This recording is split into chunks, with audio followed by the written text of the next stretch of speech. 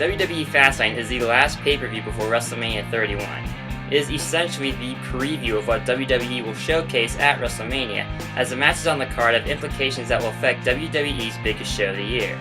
So how was WWE's go-home pay-per-view, and how will it affect WrestleMania? Allow me to explain. After the kickoff show, Fastlane started off with a 6-man tag match with Dolph Ziggler, Eric Rowan, and Ryback taking on the team of Seth Rollins, Kane, and The Big Show. The match was pretty good, and it was a fun way to open up the show, and Team Rollins came away with the win. After the match, Randy Orton made his long-awaited return and managed to attack everybody on Rollins' team except for Rollins. This sets up a WrestleMania match between the two former Authority teammates. Next was a brother versus brother bout as the boys of Dusty Rhodes, Goldust, and Stardust locked horns in the ring. The match was really nothing special, and Goldust pinned Stardust despite the ref's hand not actually hitting the mat for the 3 count. After the match, Stardust attacked Goldust and insulted his father Dusty, saying he wasn't going to live in Dusty's shadow anymore, hinting at the possibility that all 3 of these men could be involved in WrestleMania in some capacity. Third on the card was the WWE Tag Team Championship match between the Tag Champion Usos and the brand new team of Tyson Kidd and Cesaro. This match was pretty good, and Cesaro and Kidd were victorious and came away with the belts. These two teams are the best that the tag division in WWE has to offer right now, and a tag team championship rematch at WrestleMania for these two teams pretty much is on the horizon. Next was the face-off segment of the card with Sting coming into the ring to face off against Triple H. After Triple H talked about how Sting could walk away or the two could fight, they started brawling with each other, and Triple H soon gained the upper hand. He then left the ring and came back with his sledgehammer, only to be stopped by Sting and his baseball bat. Sting then pointed at the WrestleMania 31 sign, signifying that he wanted to face Triple H at the Showcase of the Immortals. The Game agreed, and the match for the Showcase of the Immortals between the Icon and the Game has officially been announced by WWE. Next up was the Divas Championship match between Paige and the Divas Champ, Nikki Bella. This match was pretty good until the end, when Nikki ended up rolling up Paige with a handful of tights. This allowed her to get the 3 count and retain her Divas Championship. And I could see WWE going 2 different ways with this. They could either give Paige a rematch at WrestleMania, perhaps AJ Lee might make a surprise return and challenge Nikki Bella for the title at WrestleMania instead.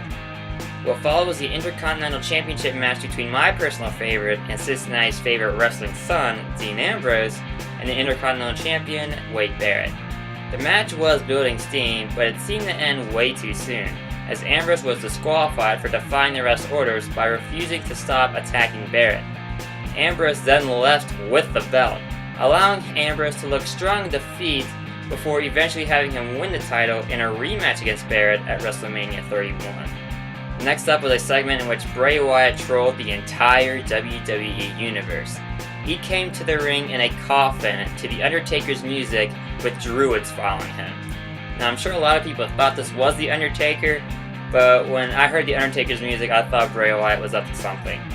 The entire segment pretty much focused on Wyatt calling out The Undertaker, pretty much guaranteeing that these two will fight at WrestleMania, and it ended weeks of speculation as to who Wyatt was taunting. The United States Championship match between Rusev and John Cena followed. This match was very good and very entertaining. There are a few instances in which I legitimately thought that Cena was going to beat Rusev and end his streak. However, Rusev retained after a low blow and after putting Cena into the Accolade, causing Cena to pass out. The dirty finish to the match pretty much calls for a rematch at WrestleMania. The main event was next as Daniel Bryan took on Roman Reigns to determine who would go on to WrestleMania 31 and challenge Brock Lesnar for the WWE World Heavyweight Championship. This was the best match of the card in my opinion. It was intense, it was heavy hitting, and it was fun to watch. In the end, Reigns pinned Bryan after a spear to keep his WrestleMania title shot. It appears that WWE is firmly behind the genesis of the Roman Empire. In the end, Fastlane was an alright show. It featured some good matches and entertaining segments, and it set the tone for the rest of the WrestleMania season, but there were spots where it could have been improved upon.